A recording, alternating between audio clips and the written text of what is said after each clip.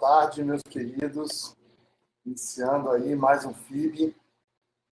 Dessa vez com o tema a jurisdição estatal na internet e a dificuldade de responsabilização civil e penal dos usuários que cometem ilícitos na internet. Vamos aí com uma onda de problemas, iniciando aí por clonagens de WhatsApp e diversas outras naturezas de problema na internet. Agora, com o home office, isso tem aumentado muito e é um problema drástico e severo. Estamos aqui hoje, muito bem acompanhado, com a presença da nossa querida Mariana Vidotti, do Gardner Vidotti, Afonso Preste, do Ministério Público de São Paulo, representante governamental, Ricardo Vieira, nosso querido professor e coordenador adjunto do curso de Direito da PUC, Ana Gardner, também do Gardner Vidotti, nossa querida Flávia Lefebvre, do Intervozes, representante do terceiro setor, Karina Corrêa, da Polícia Civil, que entende profundamente esses problemas e as dores que a polícia sofre para resolver esses problemas, Marco Antônio Marques da Silva, também da PUC, como comunidade científica. Então, atualmente, com a expansão da internet, muitos criminosos acabam migrando da criminalidade clássica para a criminalidade virtual, tendo em vista que é altamente lucrativa, né? Então, vemos as vítimas de golpe praticado pela internet, pessoas sendo caluniadas, difamadas, injuriadas, pessoas tendo seus perfis hackeados, enfim. A gente tem diversas naturezas de problema e eu queria começar com a nossa querida delegada Karina. E, Karina, como é que a Polícia Civil tem feito para identificar os usuários que cometem esses ilícitos na internet e como combater esse tipo de criminalidade e para fechar uma dica preventiva para o usuário, que a massa de usuários é leiga e são vítimas aí de cybercriminosos que detêm um nível intelectual diferente daquele menor criado na rua, marginalizado pela sociedade. Esse criminoso é um criminoso diferente, Karina.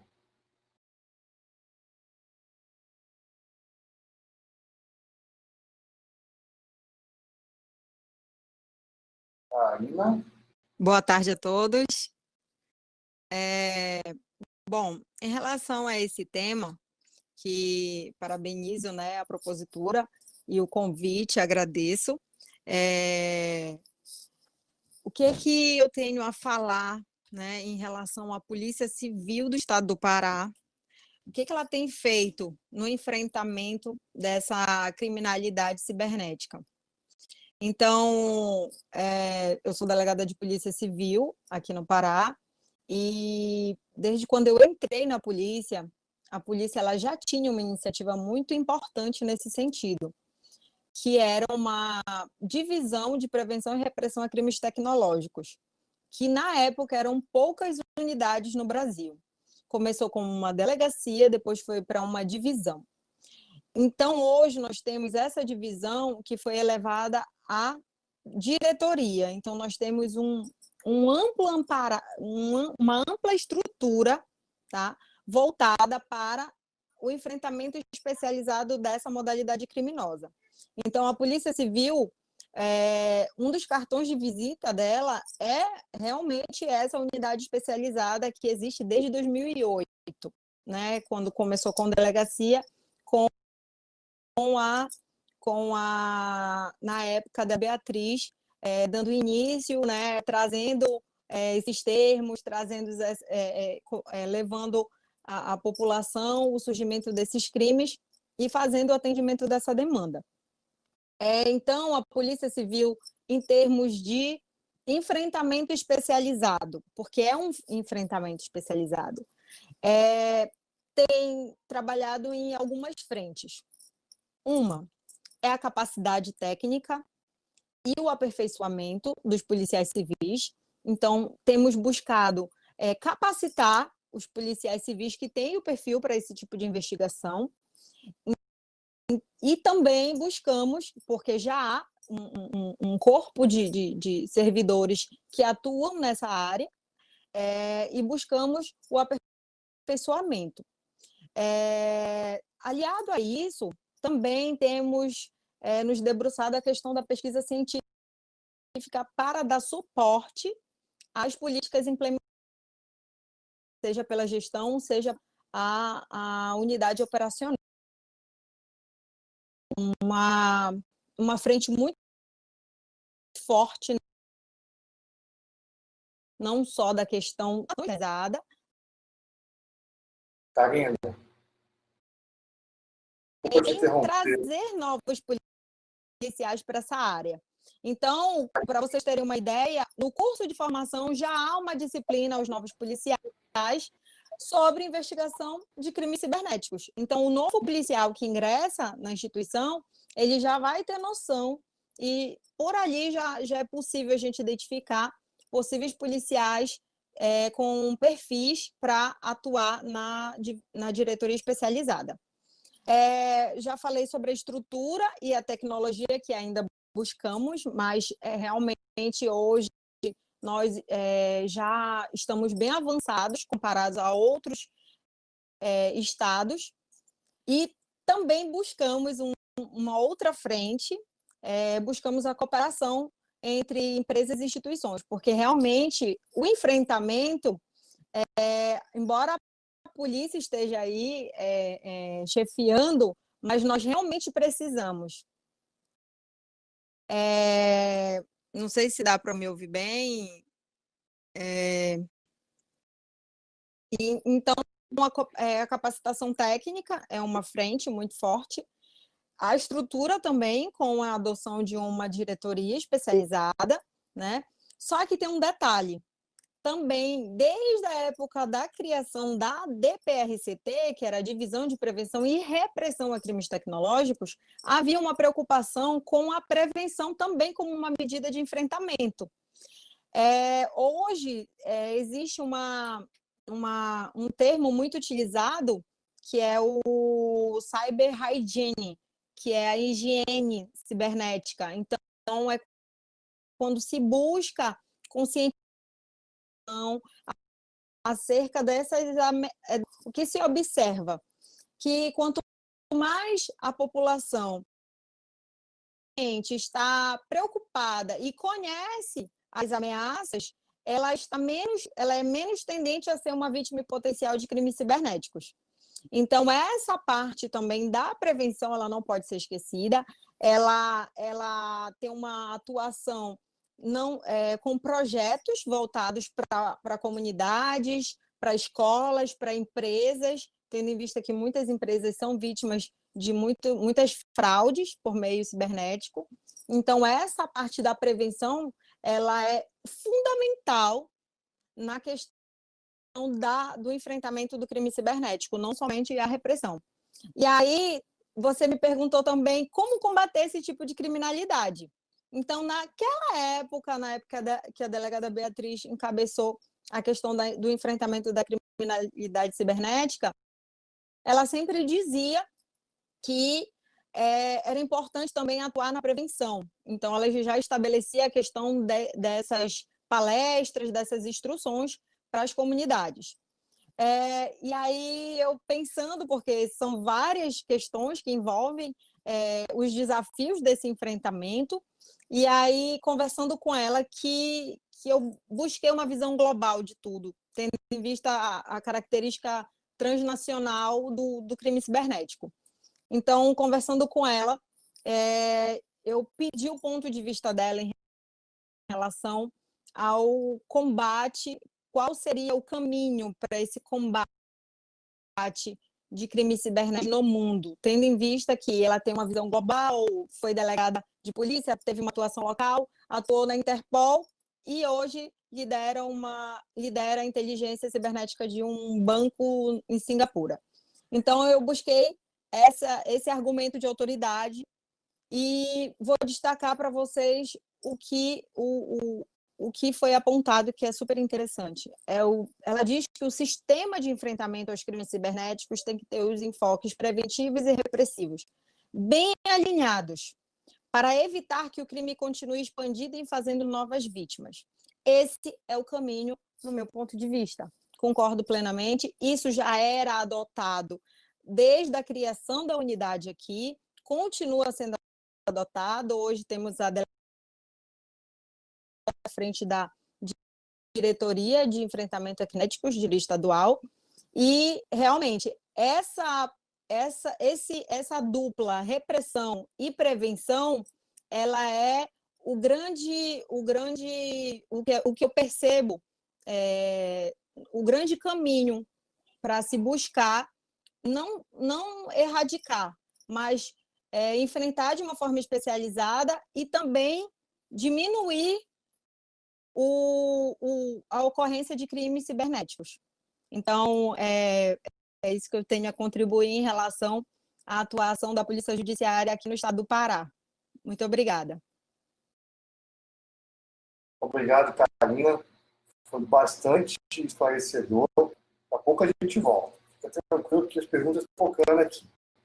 E eu queria passar aí para a Ana e para o Leonardo dividirem uma pergunta com relação aos provedores regionais de internet, né, que a Karina falou na outra oportunidade, na segunda-feira, a gente vem falando sobre o CGNAT, 1.32, 1.64, o pessoal se sonda dessa infraestrutura. Então, como que conseguir a investigação isso na internet? Por favor. Ana, posso tomar a liberdade aqui de falar? Estava um pouquinho picotado o seu áudio, Lacer, mas a gente conseguiu entender a pergunta aí. Eu agradeço desde já, primeiro, Ricardo, pelo convite, participar do painel. A gente já vem trabalhando aí no Fórum da Internet nos últimos 4 anos, se não me engano, então já é um bom tempo que a gente está junto. Então, assim, eu queria agradecer primeiro, né, o convite, cumprimentar todo mundo da mesa, quem ainda não teve a oportunidade de falar e quem já falou também.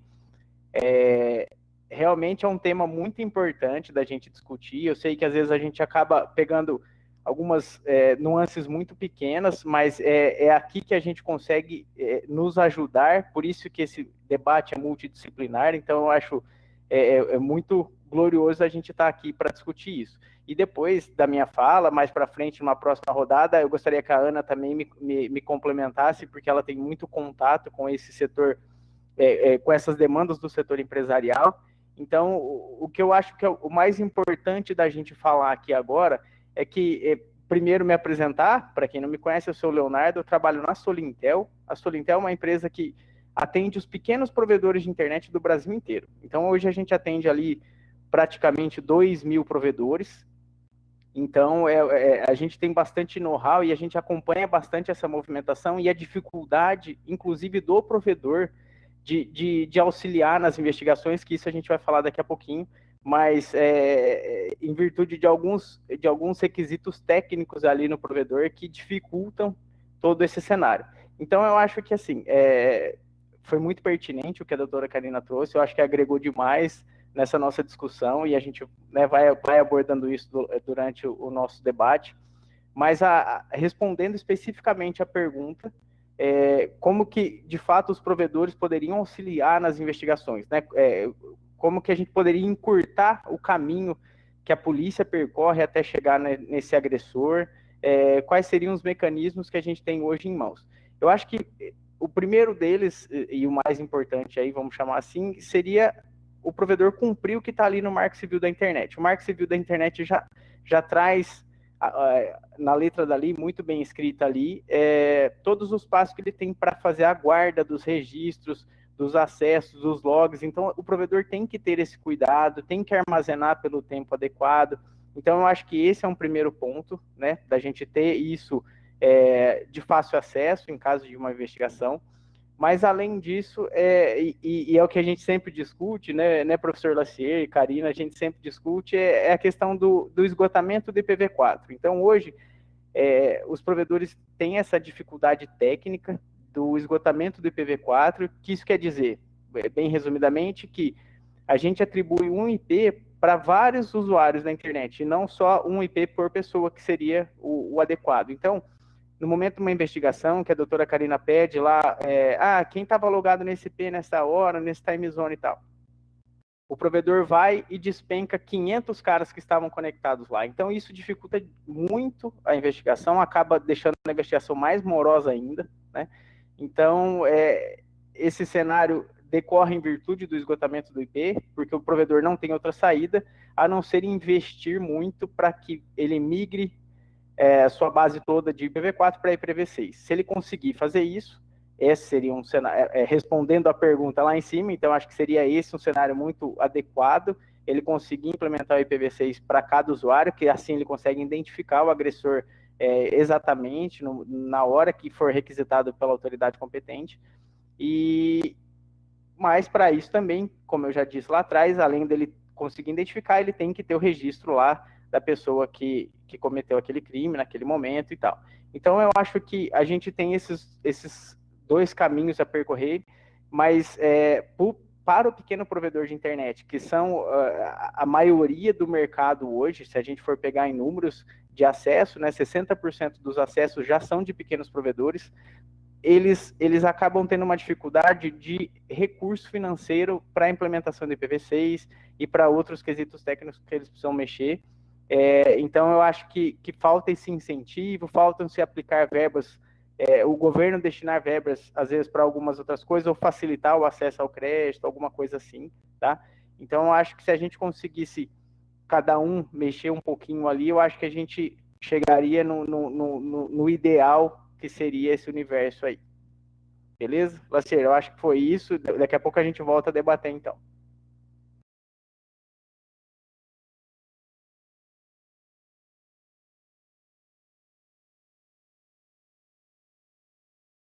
Perfeito, Léo. Cara, é uma dificuldade extrema e a gente não tem para onde correr, né? O IPv6 é o caminho, a verdade e a vida nesse quesito.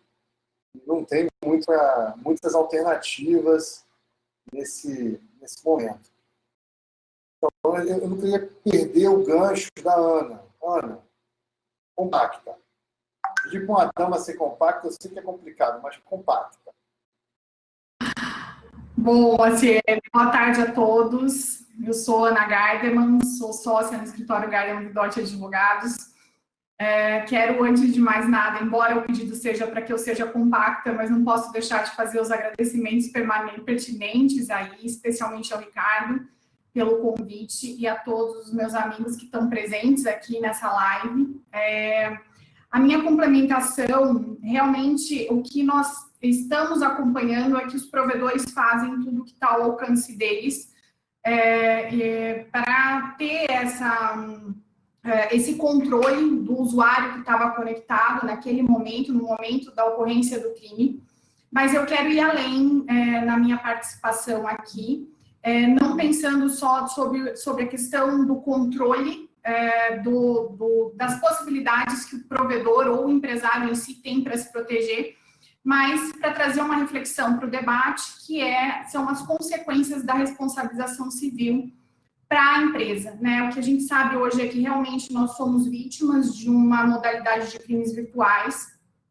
Esses crimes virtuais, eles com certeza fogem do comum, né? Embora a gente já venha nessa trajetória aí há algum tempo, nós temos que ser sinceros em colocar que esse é um novo caminho, né? Então, a gente tem toda uma legislação muito pujante, muito consolidada com relação a crimes pessoais, né? Crimes, me foge a palavra agora, virtual, crimes não que sejam reais, mas eu quero dizer assim, crimes realizados ali fisicamente e os crimes virtuais que acabam por ser realizados por pessoas praticamente invisíveis.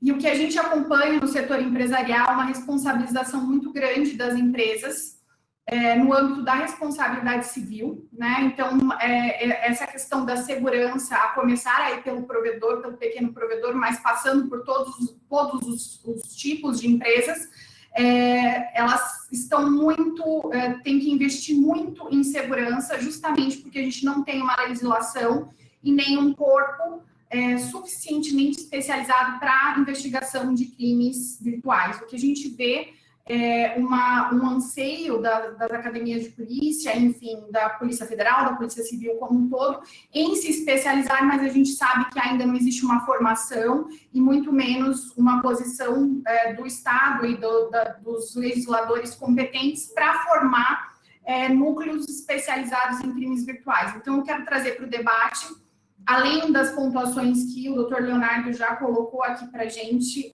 sobre cumprir o Marco Civil, eu vejo que isso vem sendo feito.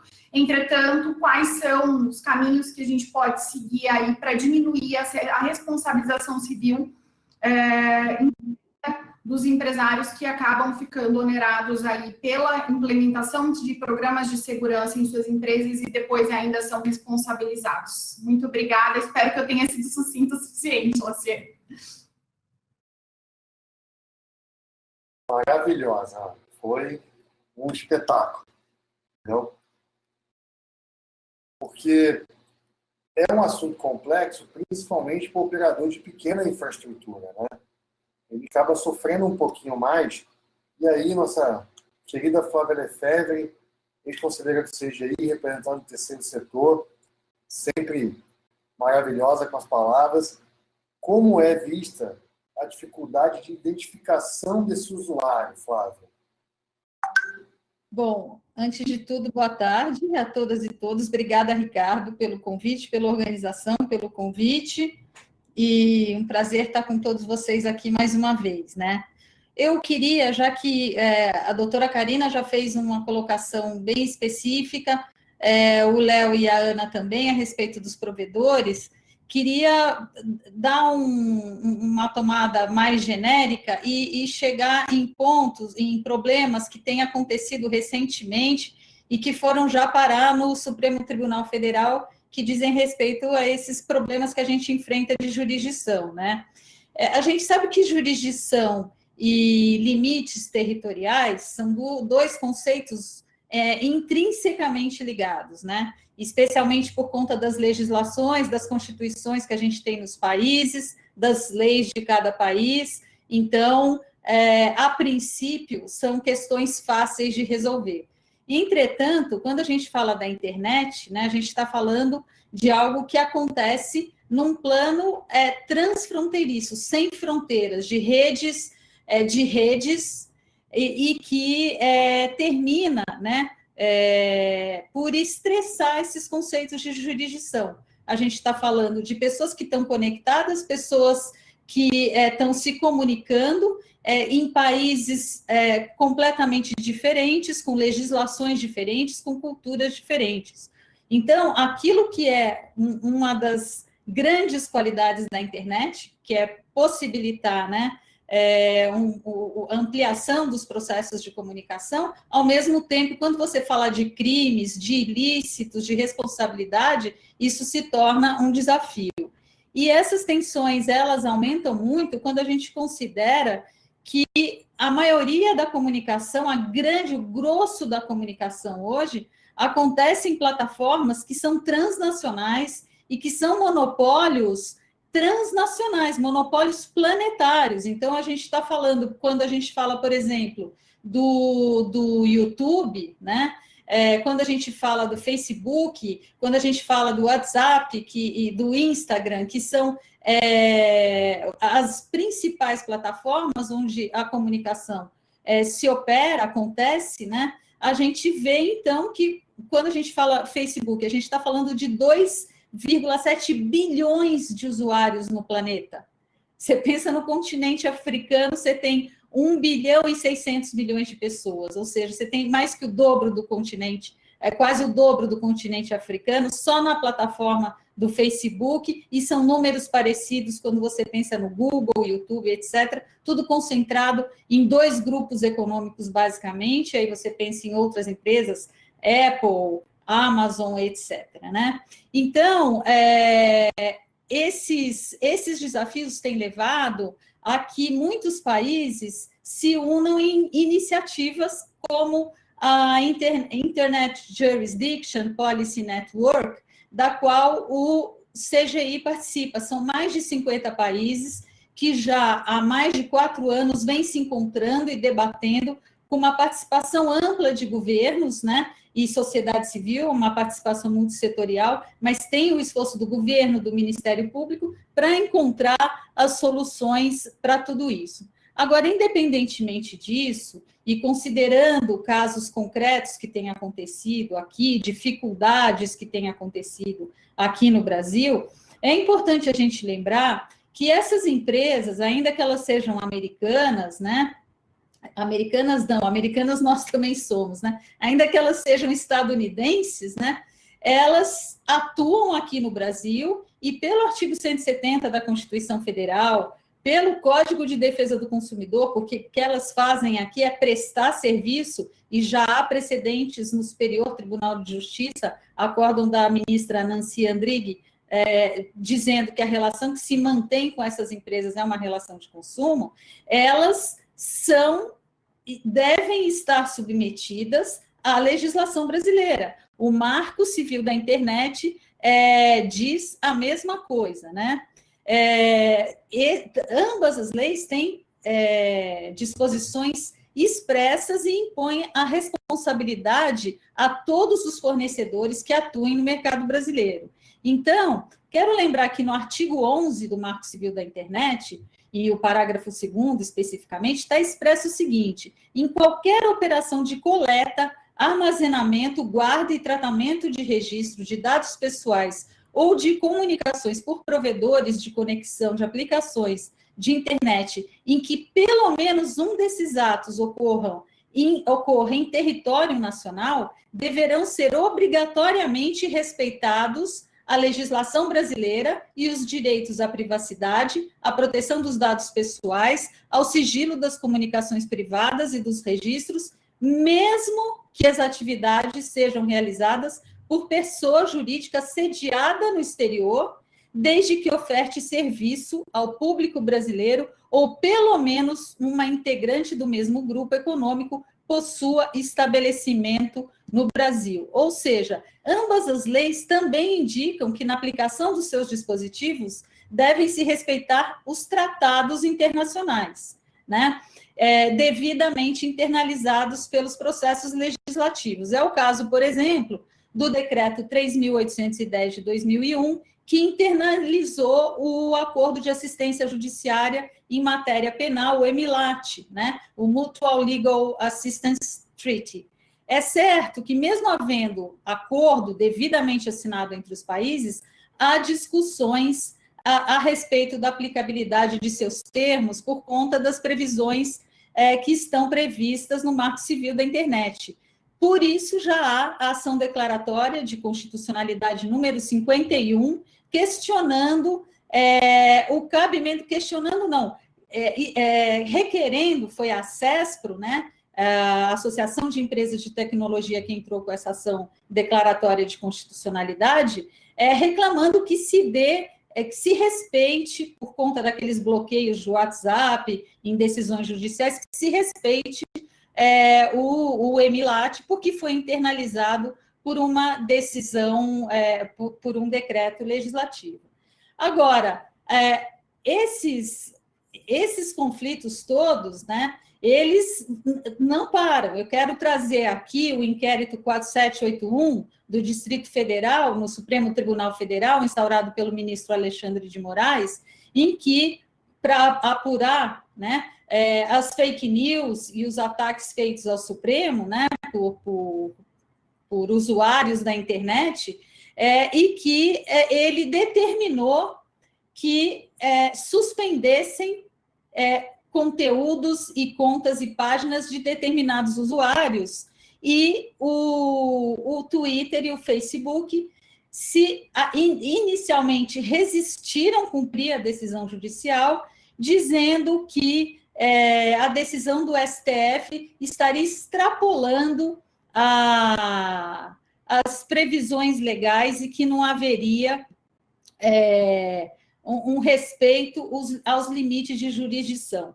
E aí, o ministro Alexandre de Moraes, quero abrir aspas aqui para o que ele disse, que ele diz o seguinte: não se discute a questão de jurisdição nacional sobre o que é postado e visualizado no exterior, mas sim a divulgação de fatos criminosos no território nacional por meio de notícias e comentários por contas que se determinou o bloqueio judicial. Ou seja, em momento algum se determinou o bloqueio de divulgação no exterior, mas o efetivo bloqueio de contas e divulgação de suas mensagens ilícitas no território nacional, não importando o local de origem das postagens. O descumprimento doloso pelos provedores implicados indica de forma objetiva a concordância com a continuidade do cometimento dos crimes em apuração.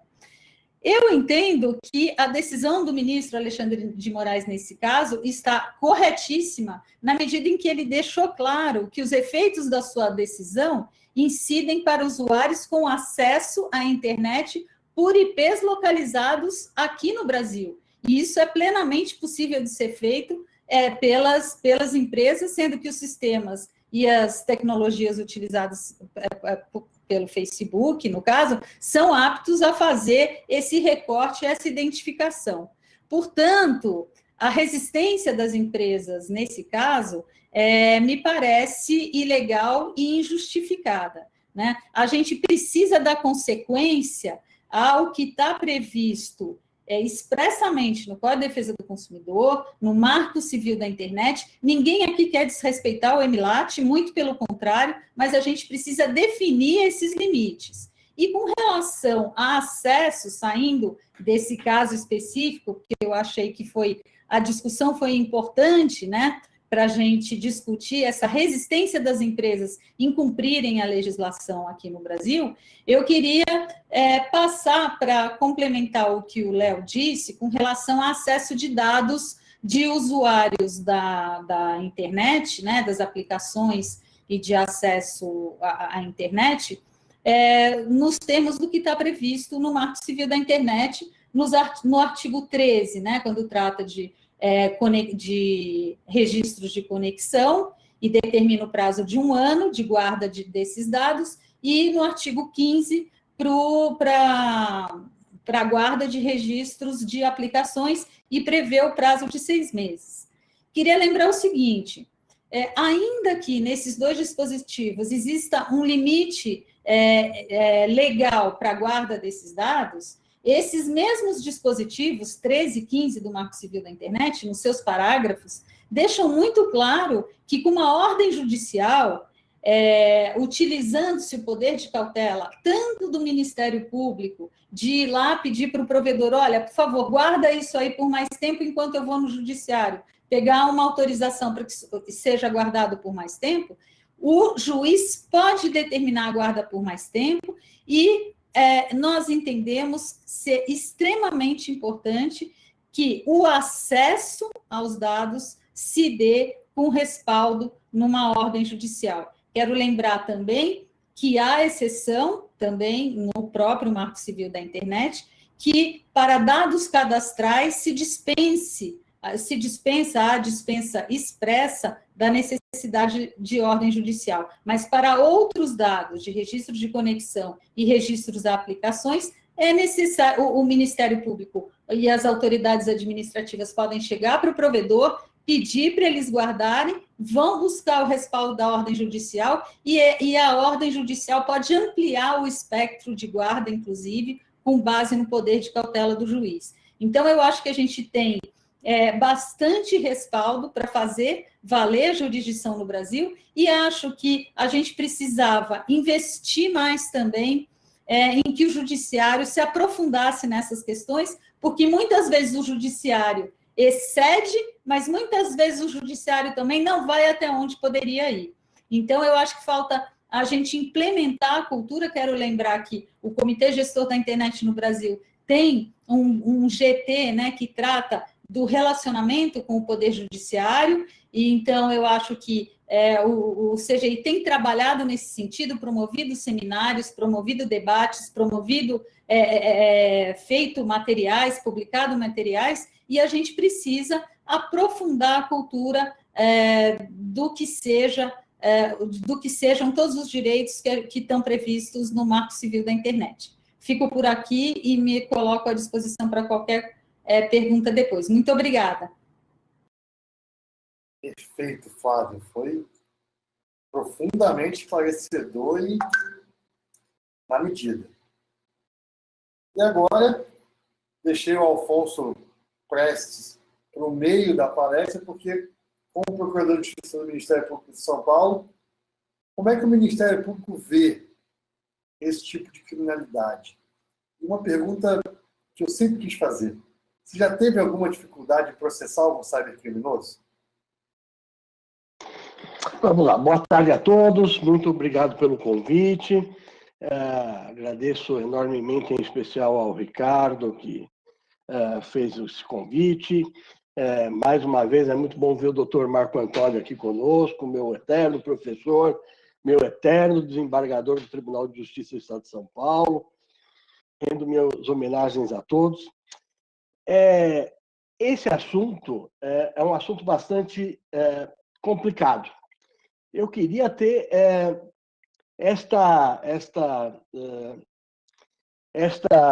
no meu Hell Office aqui, que ia ter essa tranquilidade que a professora Flávia Lefebvre mostrou. A realidade no Brasil hoje é que 3% de todos os delitos recebem algum tipo de punição. Tá? Não estou falando de cyberdelitos, estou falando de delitos de maneira geral. Então, nós temos como regra a impunidade no Brasil. Né? Não estou falando prisão, estou falando que alguém só vai, em 3% dos casos, sofrer algum tipo de sanção criminal. Eu vou seguir mais um pouco. Tanto o Judiciário quanto o Ministério Público, nós somos extremamente conservadores. E quando digo conservadores, eu vou descer mais ainda ao ponto de dizer que nós somos tecnofóbicos. Tá? O professor Marco Antônio sabe bem disso. Eu, há mais de 2 anos, participo da implantação do sistema nosso de processo digital. As batalhas são terríveis. Eu lembro na época de que colegas se aposentaram quando houve uma determinação administrativa para que nós deixássemos de fazer o parecer em máquina de escrever. Essa é a realidade que não pode ser esquecida. Então, o maior entrave que nós temos hoje no Brasil, quer para os operadores do direito, quer, porque é muito bonito falar em casos específicos, grandes e de longa repercussão. Para isso, eu acho que todas as instituições, mais ou menos, já se aparelharam. Mas é interessante que a gente perceba exatamente o seguinte. Quando a gente discute essa questão, nós nos colocamos com pessoas que não toleram sequer a entrada do processo digital. Eu acho que a grande virtude da pandemia, se é que ela tem alguma virtude, foi nos ensinar, ou ensinar para os mais antigos, ou para os mais conservadores, ou para os tecnofóbicos, essa questão de como a internet é importante, como ela é relevante. Hoje o Tribunal de Justiça em São Paulo, e nós fazemos reuniões, o Tribunal de Justiça faz sessões, e nós fazemos reuniões constantes usando ferramentas, coisa que seria absolutamente impensável há tempos atrás. Né? Então, o holofote acabou se voltando para isso por uma contingência natural e necessária, né? Que me parece bastante importante. Mas se nós formos perceber, né, que os legisladores, né, também nos dão ferramentas adequadas, né, para que isso possa crescer, para que a gente tenha um índice de combate adequado. Quando a gente fala do Marco Civil da Internet, e eu falo com bastante tranquilidade disso, eu esperava que ele desse um arcabouço de algumas regras e de alguns conceitos, e que o legislador, principalmente, vamos falar da Lei Carolina Dickmann, que não se aplicava ao caso da Carolina Dickmann, curiosamente. Mas eu fico imaginando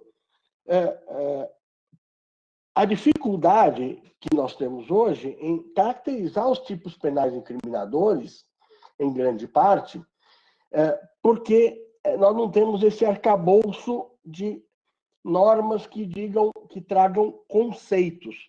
Os conceitos estão no artigo 5º da lei do Marco Civil da Internet, eles batem de frente um pouco com a Lei Carolina Dickmann.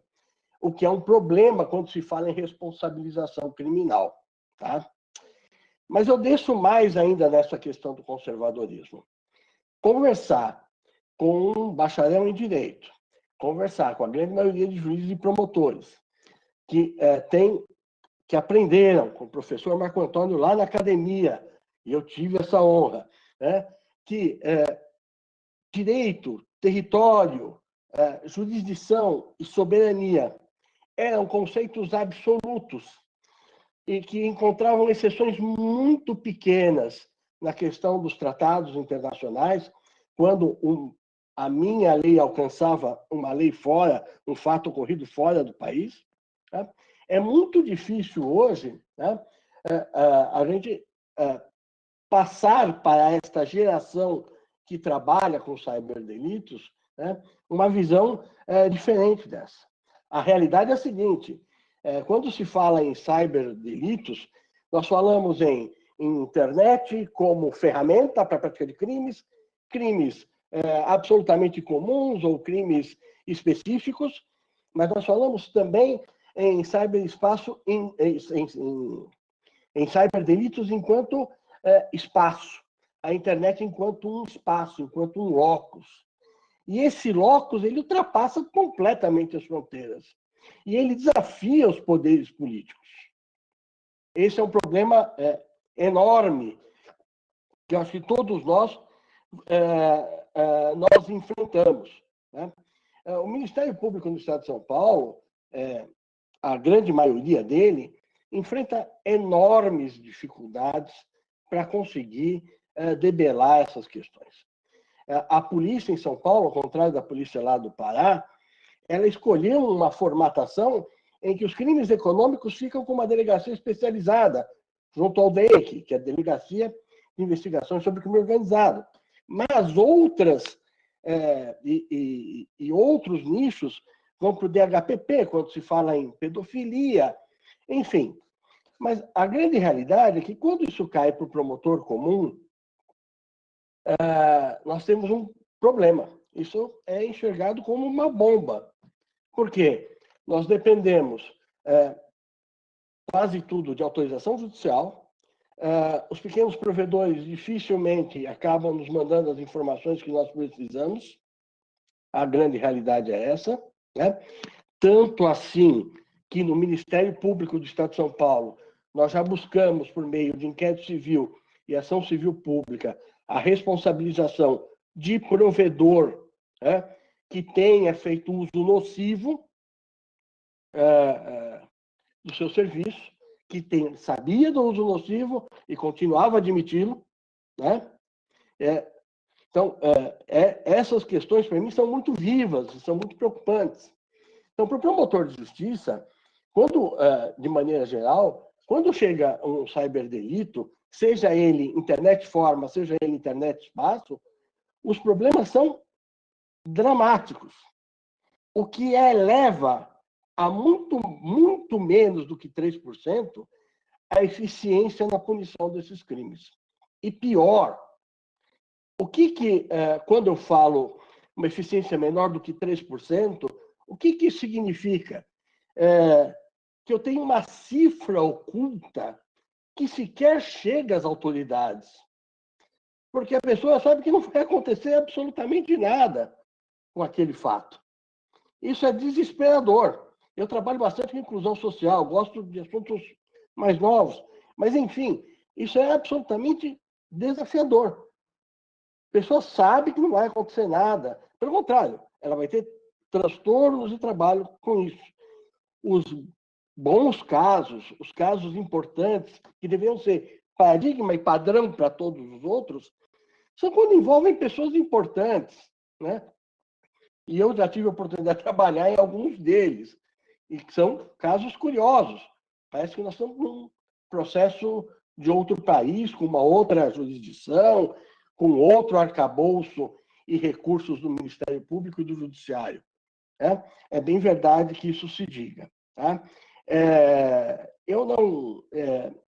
Eu basicamente, hoje, a minha grande preocupação com esse assunto, a minha grande dificuldade com esse assunto, os grandes problemas que o Ministério Público enfrenta, apesar de tudo, é a necessidade de tornar aquilo que ele especializou, criando o CyberGAECO, que é um órgão, né, que combate crime organizado através da internet, criando uma espécie, eu vou usar não um nome técnico, mas uma espécie de escritório ligado à Procuradoria-Geral para essa modalidade criminosa, para fazer o primeiro tratamento, trazer as promotorias de interesses difusos que estão relacionadas a isso, quer educação, quer direitos constitucionais do cidadão, que eu chamo patrimônio público social, para essa questão, para que isso seja enfrentado do ponto de vista civil e criminal em todos os seus aspectos, né?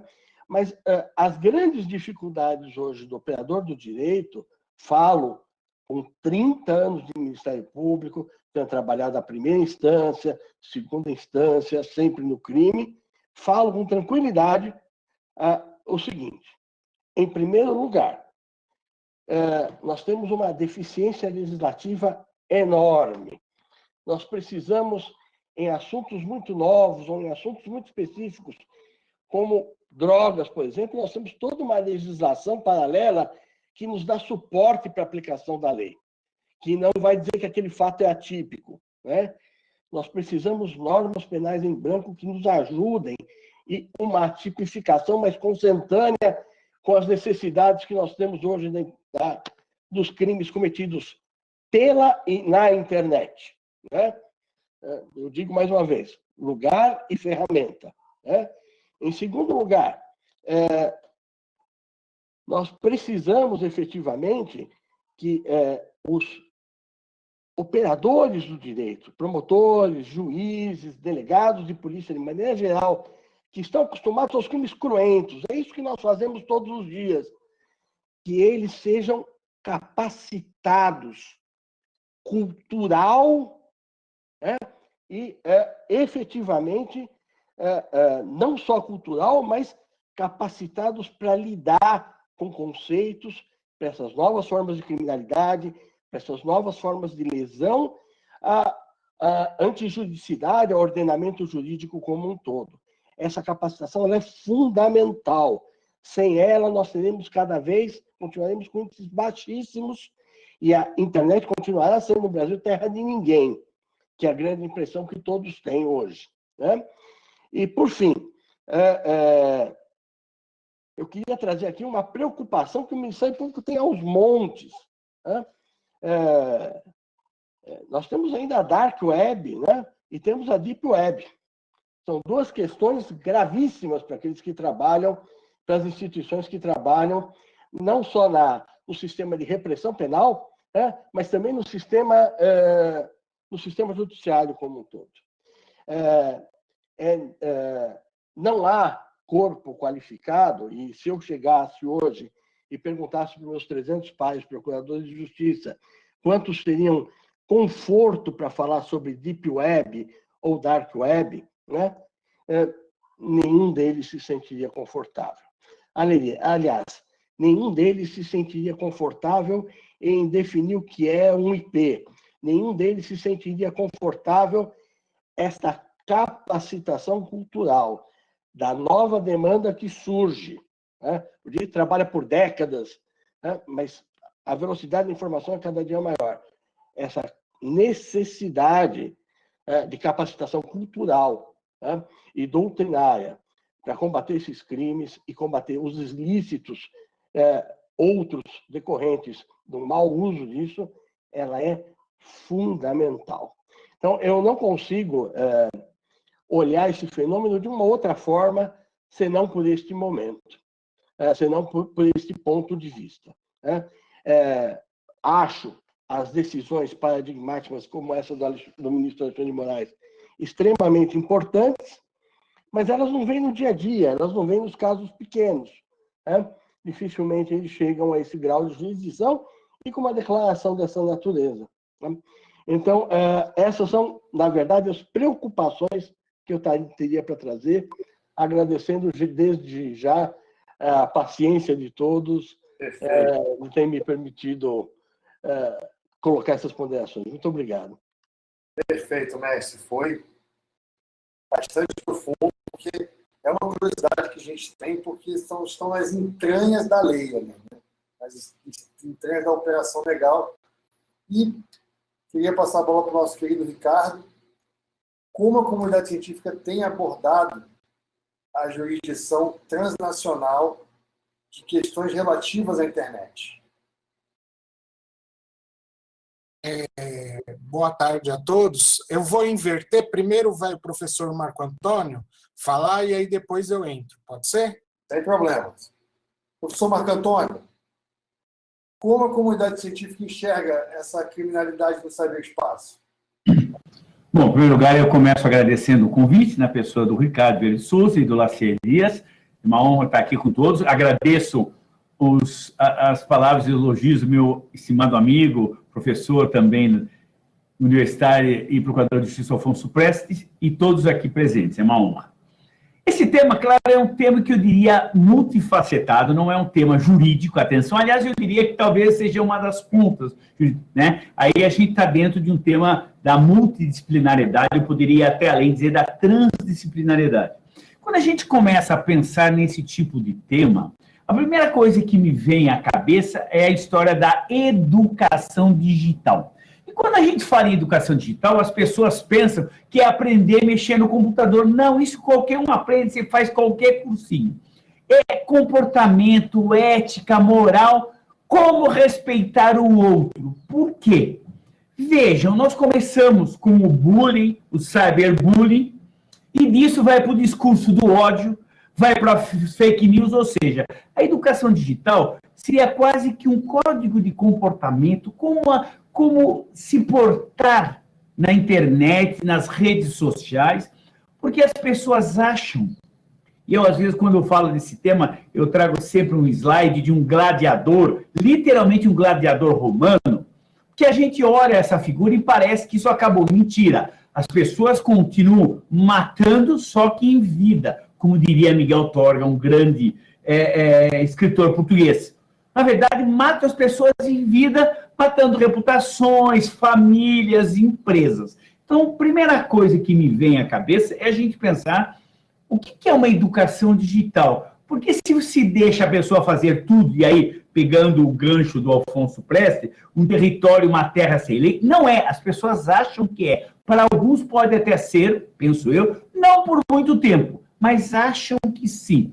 Entendeu? Então, eu acho que a gente teria, eu digo, a gente, a sociedade, os diversos setores, primeiro desmistificar isso, para não dizer que as pessoas podem fazer tudo. Quando foi homenageado, um pouco antes do seu falecimento, o grande Umberto Eco, na Universidade de Turim, ele disse, né, sendo, vamos dizer, bem light, que a internet deu voz a uma legião de... Ele disse imbecis, mas vamos pensar de pessoas irresponsáveis, no seguinte sentido, que acham que pode tudo contra todos. E por quê? Porque aí entram 3 elementos da internet que estão na questão da criminalidade, que na internet eu não tenho presencialidade, não estou ali na frente da minha vítima. Então o sujeito se acha poderoso porque está distante, aliás, pode estar num outro ponto do planeta. A territorialidade não está próxima e materialidade. É diferente num homicídio, num furto, o bem ou a vítima está ali próxima. Na internet não está. Então, isso gera uma sensação, muitas vezes, não é nem apenas impunidade, de realmente de que o crime compensa, e não é verdade. Então, vejam, nós juntamos a questão da educação digital, dos elementos do que hoje o chamado crime digital. Eu vou pedir licença, eu uso uma expressão bem portuguesa, eu sou descendente também de português, e para mim é muito caro, cibercriminalidade, porque ciber é um radical grego, quer dizer sítio, local. Claro, quando a gente brasileiro adora o estrangeirismo, adora falar em cybercrime, então eu falo cybercrime, cybersecurity, mas para mim a cibersegurança é um grande elemento que, qual que é a grande dificuldade? A gente encontrar uma fórmula adequada de como investigar, prosseguir e punir. Embora eu acho que o caminho da sociedade democrática, de um Estado de Direito democrático como o Brasil, não é necessariamente a punição, é uma resposta, e essa resposta, sim, pode, com caráter pedagógico, educativo, evitar que voltem a cometer delitos. Vejam, hoje em dia a gente tem um grande problema, eu estou falando da transdisciplinaridade, eu estou voltando, que as famílias acham que o filho está em frente ao computador, está no quarto dele, está quietinho, não tem problema nenhum. Tem e muito. Nós sabemos.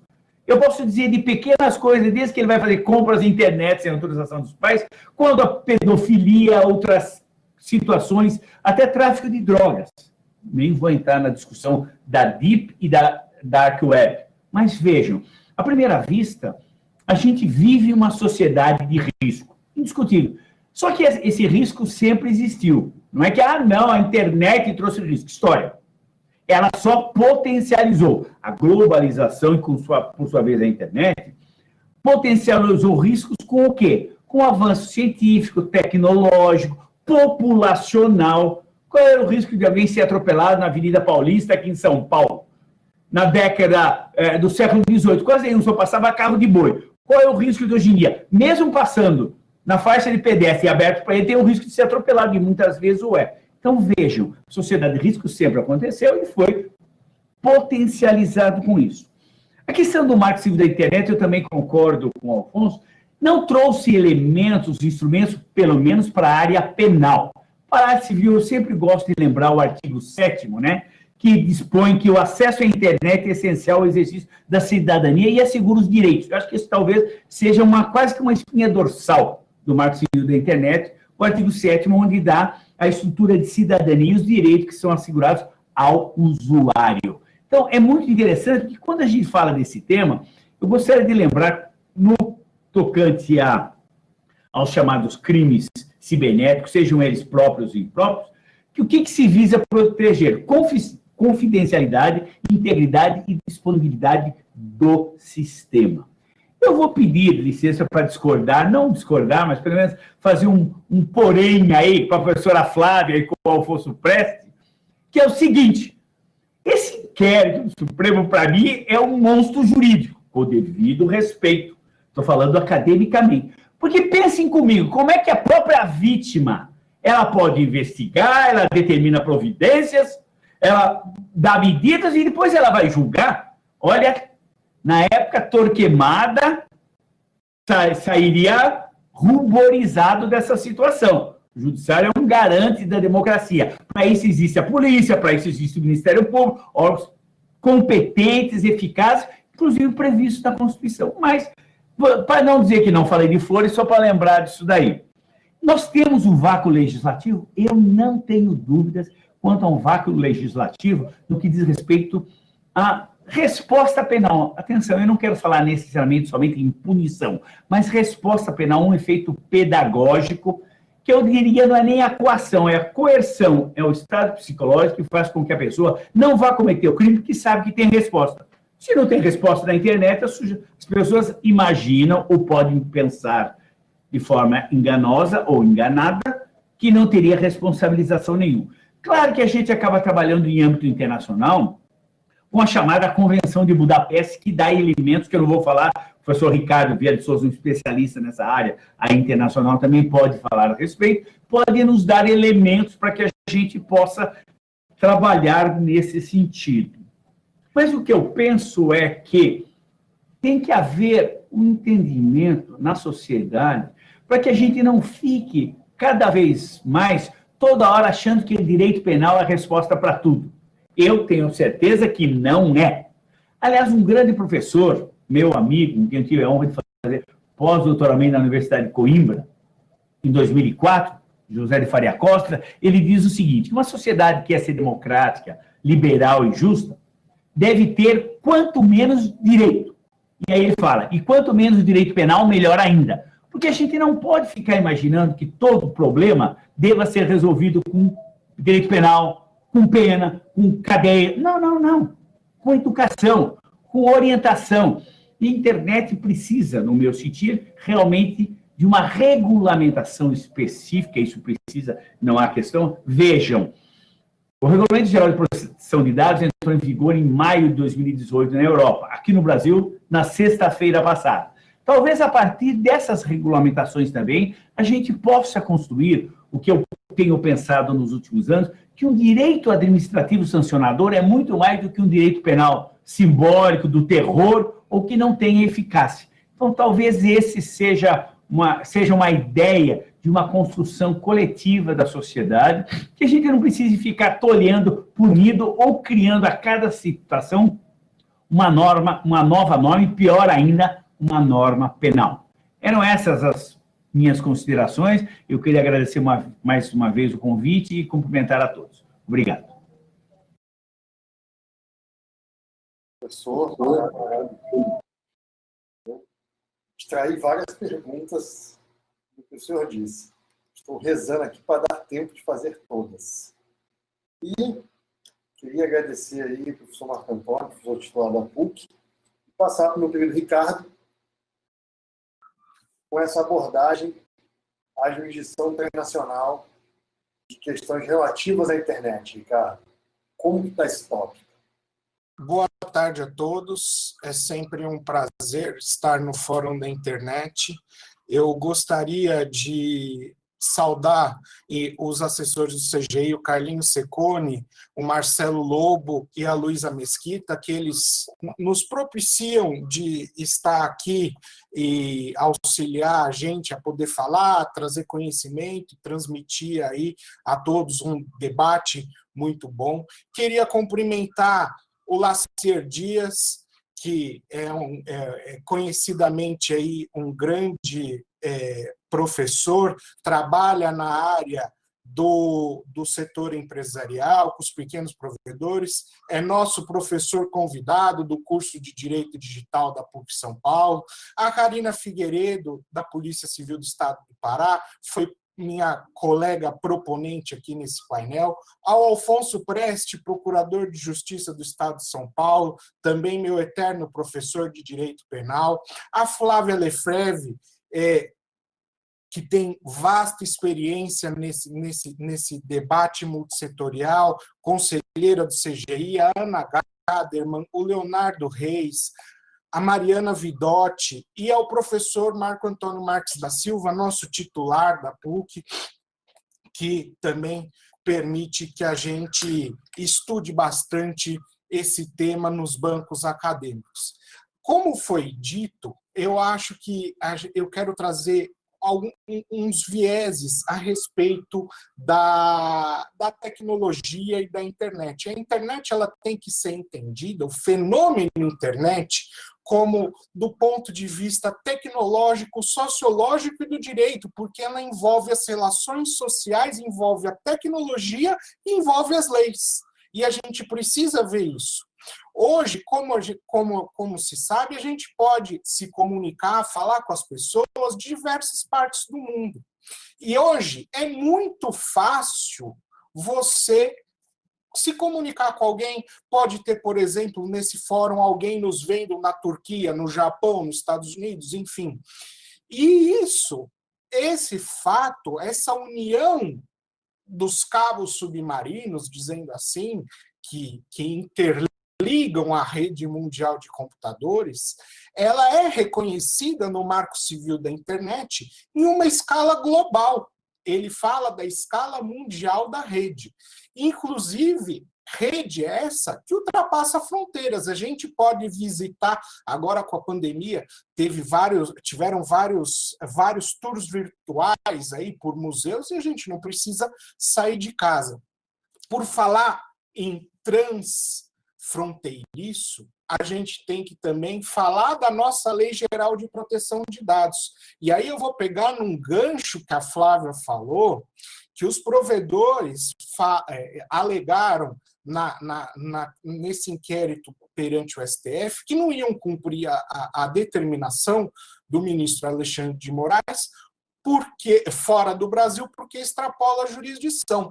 Mas, para mim, vendo isso é uma coisa muito estranha, porque o Facebook já está sendo multado aí na União Europeia porque ele transfere dados pessoais para os Estados Unidos. E a gente vai ver aí uma tendência muito grande dessa questão de transferência internacional de dados. Por quê? Eu pego o meu dado, transfiro para outro país que eu tenho como melhor, digamos assim,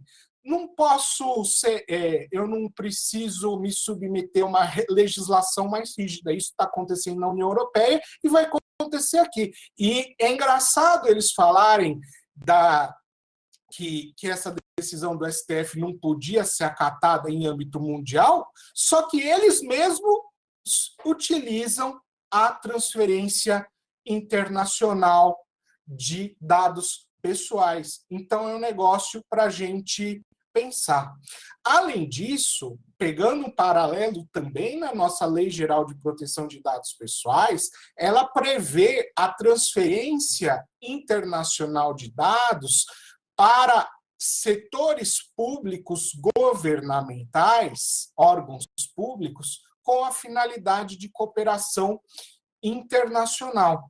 E a gente está vendo o problema da jurisdição na internet, na verdade, é a falta de jurisdição estatal, a falta de cooperação entre os estados.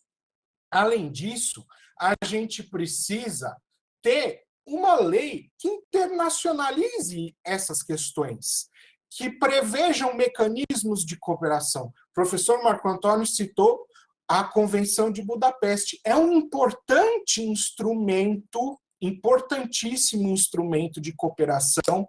Vale ressalvar que é por iniciativa da União Europeia, que a gente tem que tirar, sim, o chapéu para a União Europeia, porque eles são muito avançados em termos legislativos, mas muito mesmo. E, inclusive, a Convenção de Budapeste, ela permite que outros países não membros da União Europeia façam parte. E a gente teve, no ano passado, notícia de que o Brasil estaria num processo para começar a aderir à Convenção de Budapeste.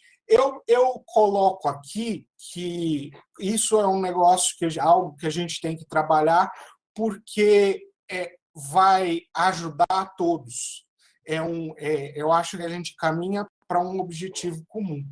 E quero também deixar aqui, fazer uma ressalva do ponto de vista, uma censura, porque as grandes empresas, os grandes provedores de não de conexão, mas sim as plataformas virtuais, como, por exemplo, o WhatsApp, ele acha que não é obrigado a cumprir a legislação brasileira.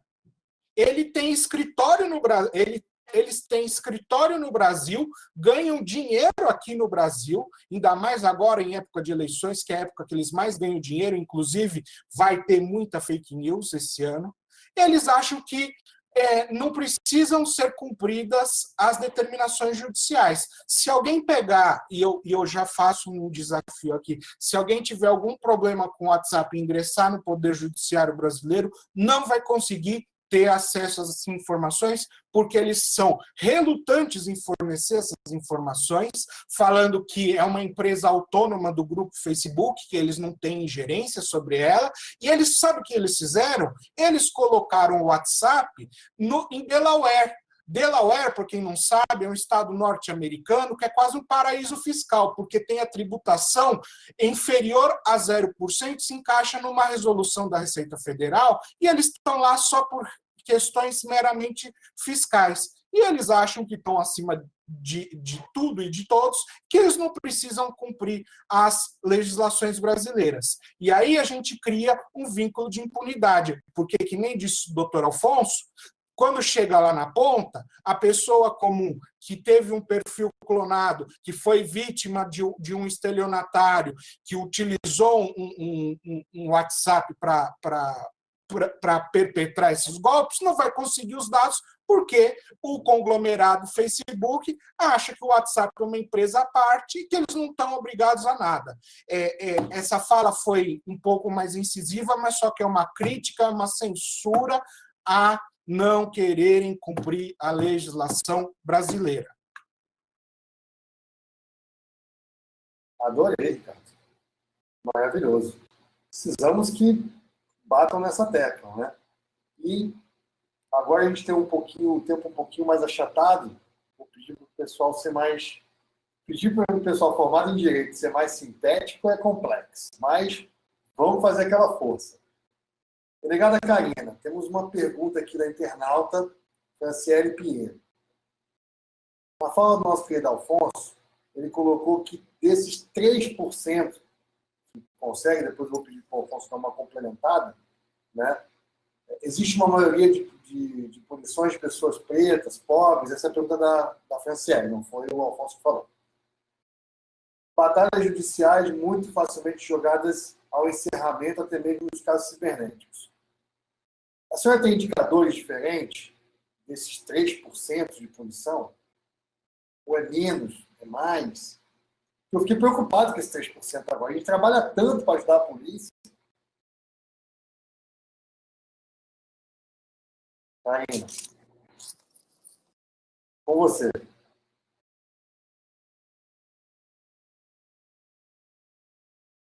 Oi, Laci. Primeiramente, quero saber se vocês estão me ouvindo bem.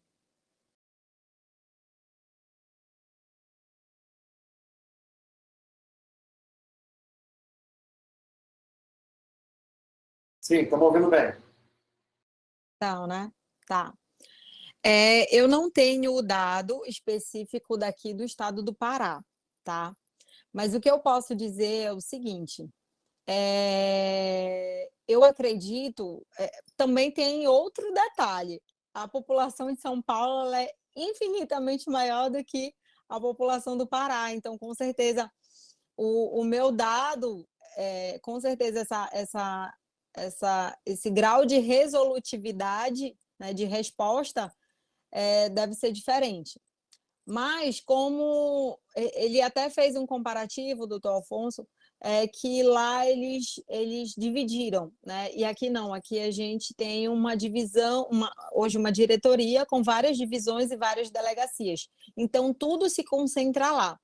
E hoje, assim, pelo menos aqui na capital, realmente é uma unidade muito procurada. Ela é muito buscada desde quem teve uma ofensa numa mídia social até questões de grandes fraudes, fraudes em sistemas, questões de pornografia. Então, tudo se concentra lá, nessa divisão, nessa diretoria, que é composta por várias divisões. Então, tem a divisão de crimes contra a pessoa, tem a divisão de crimes contra patrimônio. Então, a nossa organização, nós estamos dispostos de forma diferente para o enfrentamento. Como eu falei lá no início, que a gente adotou um enfrentamento especializado mesmo. Então, eu não tenho esse dado, infelizmente, mas eu acredito que aqui, pelo menos pelos 4 anos que a gente atuou, a gente conseguia, assim, não conseguia atender todos, a gente tinha outras dificuldades, às vezes de inviabilidade técnica mesmo, tinha dificuldade com a questão do provedor, que não estava aqui, sempre tivemos dificuldade com o WhatsApp, tá? Facebook era tranquilo, mas o WhatsApp realmente era uma situação muito complicada.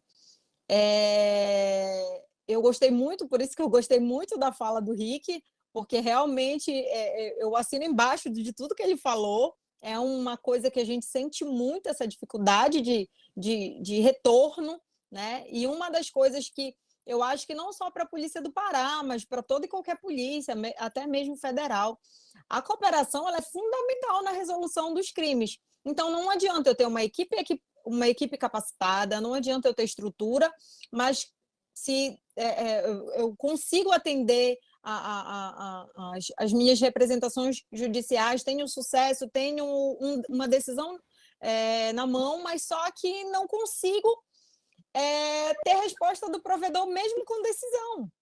Então, a vítima ela não vai entender que foi uma inviabilidade técnica porque o pequeno provedor não tinha lá o dado que eu precisava. Ele vai pensar que foi ineficiência da polícia e não foi. Então, assim, é muito complexo o universo da não resolução dos casos. Mas resolve mais do que 3%. Pelo menos esse é o universo. Olha, eu vou arriscar. Aqui é bem mais, viu? Aqui é bem mais. Inclusive, muitos cybercriminosos eles vão embora do Pará, porque aqui a gente prende. Eles vão para São Paulo. Alfonso, eu queria só complementar com uma outra pergunta que também foi colocada para mim aqui, se existe um auxílio técnico, porque o promotor é formado em direito. Muitas vezes ele não tem nenhum conhecimento e nem tem a obrigação de conhecer tecnicamente os meandros de um cybercrime. Existe um apoio técnico, existe um corpo técnico de engenheiros para poder ajudar a tomar a decisão do promotor? Vamos lá, vou tentar rapidamente sintetizar essas duas questões de forma clara. Seria interessante que nós chamássemos o NEV para falar sobre isso. O NEV, que é o Núcleo de Estudos da Violência da USP, tem um setor próprio para tratar sobre a questão dessas estatísticas. Essas estatísticas dos 3% não são minhas, tá? Empiricamente, eu te diria que São Paulo deve ter um índice de resolução menor a 3%, mas eu não estou dizendo do que é comunicado. Eu vou pior ainda, né? Do que é comunicado, 3% tem algum tipo de resposta penal. Mas eu desço para trás. Há uma cifra oculta, né? Que o NEV, por ser um instituto de antropologia, basicamente, se dedicou a analisar. Né? Isso é muito importante para a gente. Né? Entender exatamente isso. E vou seguir ainda dizendo o seguinte, enquanto a gente fica no nosso gabinete, deixando que a sociedade ela caminhe normalmente, enquanto nós não temos uma atividade proativa de buscar esse fato, de agir preventivamente, de agir como o professor Marco Antônio falou, indo, por exemplo, no grupo nosso de educação e fomentando políticas para essa criminalidade menor ligada à internet, nós vamos ter, sem dúvida nenhuma, a internet ainda continuando a ser terra de ninguém. A ONU, alguns anos atrás, catalogou e disse que a impunidade é o maior fator criminógeno do mundo. E quando aí o professor Marco Antônio coloca a impunidade, eu já digo, professor, eu sou exceção no MP, eu sou garantista, eu não sou dos mais, pelo contrário, eu sou dos mais liberais, vamos dizer assim. Existe um corpo técnico para ajudar na tomada? E nós temos um corpo técnico, sim, para cuidar disso. Além do CyberGAECO, que nos subsidia, né, nós temos um organismo chamado CAEX, e que se repete na maioria dos estados, tá? Com outros nomes, que nos subsidiam o suficiente para isso. O problema é a demanda chegar como ela deveria chegar. Importante as pessoas denunciarem também, né? Sem dúvida. Não quer se expor. Professor, muito obrigado. E vou passar a bola para a Flávia, com a sua vasta experiência nesse universo de internet, com a visão aí de todos os ângulos. A gente sabe que você é advogada, membro do Intervoz, ex-conselheira do CGI, então você tem ali toda essa capacidade de multivisão. Você tem visto muita dificuldade em conseguir os dados das empresas de telecom, sejam elas grandes ou pequenas, para dar andamento nos processos? Lacier, antes de responder a pergunta, queria dizer ao professor Marco Antônio, que ele falou sobre o inquérito lá no STF, quero dizer para ele que, com relação à instalação daquele inquérito, eu concordo em gênero, número e grau com ele. Eu tenho um site, um blog na internet, e lá tem meus comentários a respeito disso. Quando eu fiz referência àquele inquérito, eu pensei ali, e até tem um post a respeito disso, onde eu digo, olha, eu não vou entrar nem no mérito do inquérito, porque a legalidade daquele inquérito, infelizmente, foi julgada no STF, porque ela foi questionada, a legalidade de como aquele inquérito foi instaurado, e eu concordo que aquele inquérito não poderia ter sido instaurado daquele jeito, instaurado por quem era vítima, quem ia julgar, enfim, ali tem uma distorção enorme, né? Mas o STF julgou a legalidade daquele inquérito e, infelizmente, entendeu que aquele inquérito era regular, legal, e ele segue. Porém, a decisão específica, cautelar, do ministro Alexandre de Moraes, com relação à resistência das empresas em cumprirem a determinação de bloquear determinados conteúdos postados por pessoas investigadas, aquela decisão proferida naquele inquérito, eu reputo correta e respaldada pelo Marco Civil da Internet. Com relação à obtenção de dados, a minha experiência como advogada tem sido, no meu modo de ver, correto, né? As empresas, quando a gente pede informação, tanto as empresas de conexão quanto as empresas, as plataformas de aplicações, elas têm cumprido, né? Elas não entregam o dado simplesmente, né? Elas, a não ser em hipóteses muito específicas, esses dados são entregues sem ordem judicial. Caso contrário, a gente tem que entrar com uma medida judicial e obter a informação, e a partir daquela informação, eu tenho um caso concreto, por exemplo, de que foi usado o nome e os dados de uma cliente minha para se fazer uma conta fake num site de relacionamentos, o que causou danos morais para ela, e a gente precisava saber quem é que tinha feito aquilo.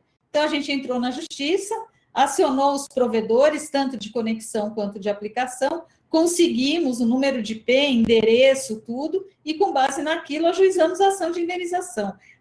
Tenho outras experiências também, e as experiências que eu tenho tido, eu tenho visto, né, as empresas agirem direito. O que eu tenho achado curioso, e tem uma decisão recente aqui, né, e que daí a gente lamenta, isso que a gente fala da cultura, né, é de uma ação que a gente entrou no Juizado Especial Cível, como está expresso no artigo 19 do Marco Civil da Internet, para remover um conteúdo postado indevidamente. A juíza inicialmente deu a liminar e depois extinguiu o processo sem julgamento do mérito, porque queria que a gente movesse a ação contra a pessoa que postou o conteúdo que estava na Grécia. Então, nesse momento que eu digo que falta a gente aprofundar a cultura, né, do que seja a internet, das particularidades da internet, não só entre os advogados, não só a educação midiática e de uso da internet, como ressaltou o professor, mas também do judiciário. Está expresso lá na lei que para remover conteúdo, justamente se previu o Juizado Especial Cível para facilitar e abreviar os caminhos. E aí você vê o próprio Poder Judiciário extinguir o processo sem julgamento do mérito, mandando mover uma ação para chamar a pessoa lá na Grécia, quem postou. Então, a gente lamenta esse tipo de resultado. Mas é isso, pessoal. Obrigada pela oportunidade. Muito obrigado. E convido a todos a visitarem lá meu blog, flavialefevre.com.br. Lá eu reflito sobre todas essas questões aí. Obrigada.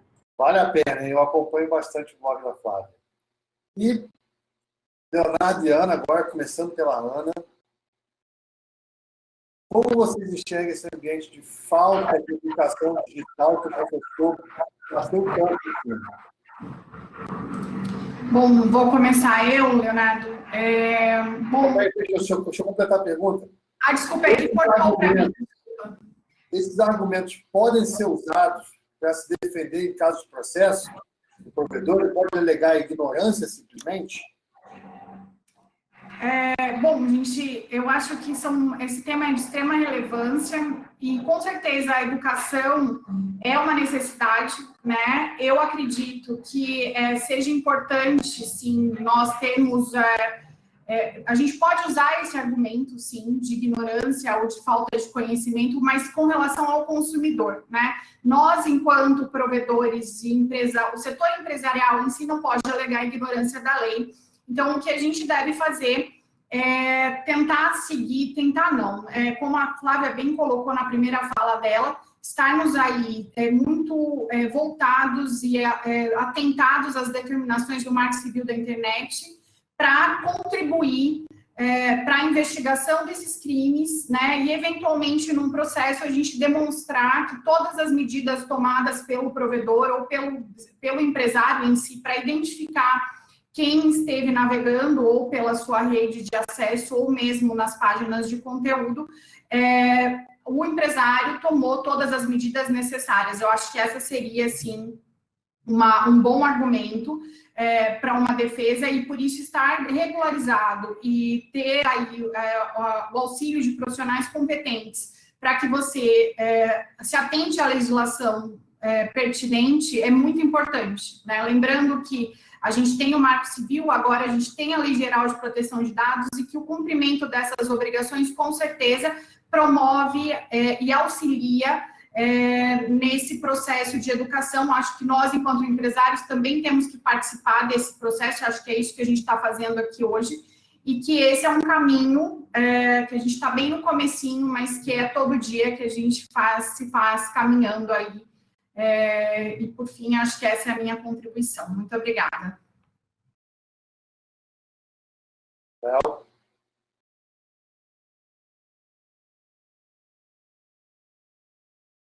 Vocês estão ouvindo o Leonardo?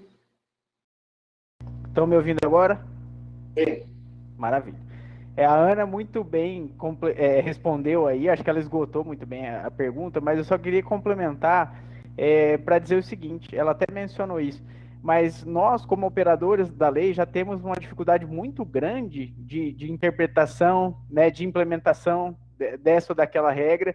Então, eu acredito que, na medida do possível, além de buscar o conhecimento, a gente delegar isso na mão de quem entende. Então, eu acho que, sempre que possível, para o provedor ou para qualquer empresário, ele buscar esse conhecimento fora, porque até você conseguir entender tudo aquilo que está na legislação para cumprir aquilo lá, às vezes se passou muito tempo, ou você acabou incorrendo em alguma situação, né, irregular por conta disso. Então, assim, entrega na mão de quem entende, deixa o cara trabalhar em cima daquilo e toca a tua empresa aí, vai crescer, vai vender e deixa na mão de quem sabe fazer isso aí. Só essa complementação, o resto a Ana já bateu muito bem aí. Perfeito, Léo. E eu não poderia deixar de convocar o professor Marco Antônio. Tem uma questão que ele bateu veementemente sobre a educação, e essa educação que muitas vezes nós, professores, gostaria que tivesse vindo de casa, né? O senhor acredita que os pais pecam em deixar os filhos na frente dos computadores, dos celulares, como se fossem aqueles antigos e inofensivos videogames? E aí a gente recebe verdadeiros monstrinhos na sala de aula para domá-los e tentar educá-los novamente? Lacerda, para concluir, veja, eu vou pedir de empréstimo aí orientações e lições da minha esposa, a professora Vani, que é psicóloga jurídica, professora na PUC também nessa área. Vamos começar pensando o seguinte: todos nós, até os menos jovens como eu, fomos educados olhando assim, a gente foi educado olhando aqui. Veja, olhando para baixo. Essa nova geração, eles são educados olhando para frente. Começa uma diferença de visão de mundo. Pode parecer que é pouca coisa, não é. A gente, para escrever, para ler, a gente olhava para baixo. Eles olham para frente, ou como dizem, além, para o além. Só que essa pandemia, eu vou juntar esses elementos para a gente, só para amarrar rápido.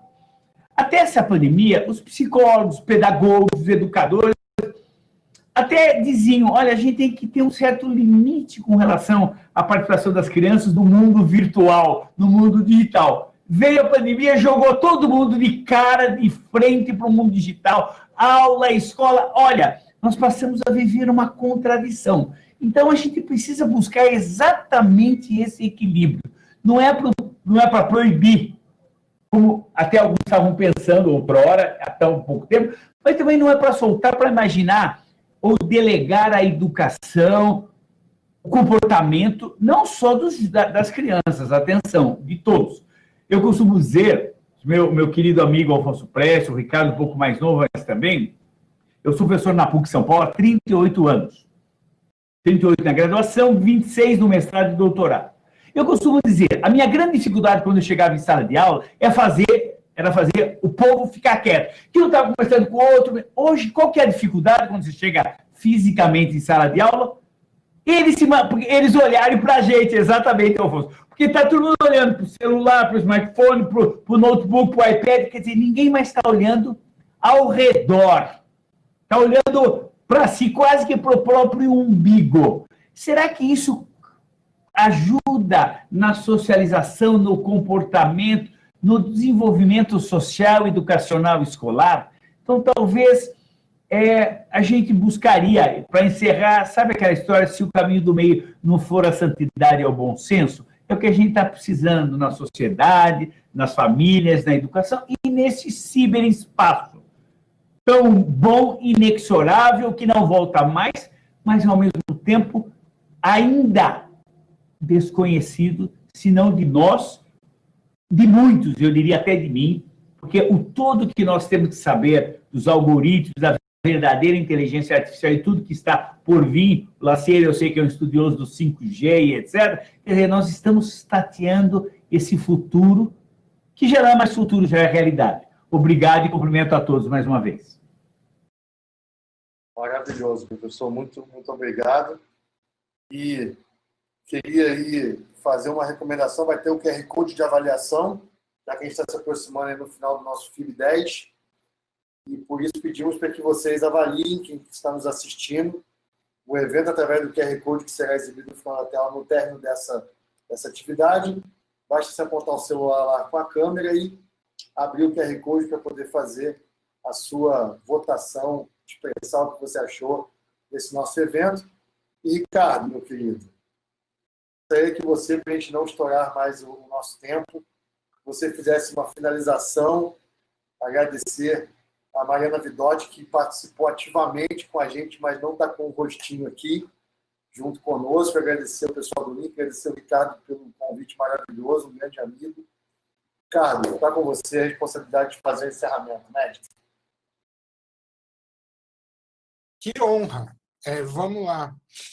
Primeiro de tudo, eu queria agradecer ao Lacier e falar que o Lacier é um grande amigo que a internet me deu, né? A gente fez escola de governança da internet juntos, depois na escola conheci a Flávia, e aí a gente foi desenvolvendo, depois conheci a Karina, o Léo, a Ana, e lógico, o Afonso e o professor Marco Antônio conheço já dos bancos acadêmicos. Mas eu queria falar do papel do Lacier, muito importante, porque ele faz esse trabalho de conscientizar os pequenos provedores, porque a gente tem que ver a realidade regional, a gente não pode ver a realidade de São Paulo. Muitos desses provedores estão no interior, e a gente já debateu a questão da tecnologia CGNAT e do compartilhamento dos IPs, de um IP para 32 pessoas, e isso é um tema extremamente caro nas investigações, porque você vai ter um número de IP para 32 pessoas, e aí vai ter que fazer um trabalho de formiguinha, a doutora Karina, o doutor Alfonso, para chegarem na pessoa. E esse papel é muito bem desenhado pelo professor Lacier, lá na sua empresa, que ele tenta fazer esse trabalho juntamente com a equipe dele. Eu queria agradecer a Karina mais uma vez, também me auxiliou na propositura, a Flávia, a Ana, o Leonardo, o professor Marco Antônio, a Mariana Vidotti, o pessoal do NIC BR, sempre nos auxiliando, e espero que a gente no próximo ano estejamos de uma maneira presencial debatendo mais temas relacionados à internet, porque penso eu que foi muito proveitoso. A gente teve visões do terceiro setor, visões do setor governamental, da academia, do setor empresarial, e o nosso debate, acho que foi, salvo o melhor juízo e sem modéstia, muito rico nessa questão, e espero revê-los presencialmente e muito em breve. Querido, muito obrigado. Obrigada, Ricardo. A todos. Obrigado, pessoal. Obrigada, gente. Obrigado Foi a todos. parabéns a todos. Muito obrigada. Obrigada a todos. Obrigado, parabéns a todos. Obrigado. Parabéns, valeu. Muito obrigada a todos. E foi uma honra participar mais uma vez. Prazer. Valeu. Beijo, pessoal. Tchau.